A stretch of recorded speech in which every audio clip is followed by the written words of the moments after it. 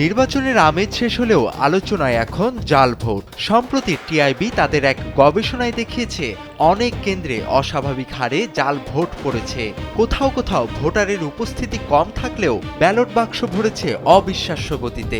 Transparency international বাংলাদেশের পর্যবেক্ষণে উঠে এসেছে এবারের নির্বাচনে জাল ভোট পড়েছে ২১.৪%, আর প্রতিপক্ষের এজেন্টকে কেন্দ্রে প্রবেশ করতে বাধা দেওয়ার ঘটনা ১৪.৩%। আবার নির্বাচন পরবর্তী সহিংসতা হয়েছে ১২৫টি। স্যান্ডেলিনা সো, রূপচর্চায় আভিজাত্য।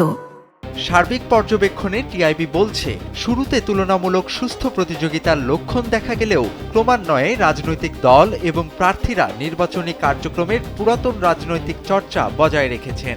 ফলে নির্বাচনে দল ও জোটের মধ্যে আন্তঃদলীয় কোন দল ক্ষমতার জন্য অসুস্থ প্রতিযোগিতা এবং সহিংসতা ক্রমেই বৃদ্ধি পেয়েছে, যা নির্বাচন পরবর্তী সময়েও অব্যাহত।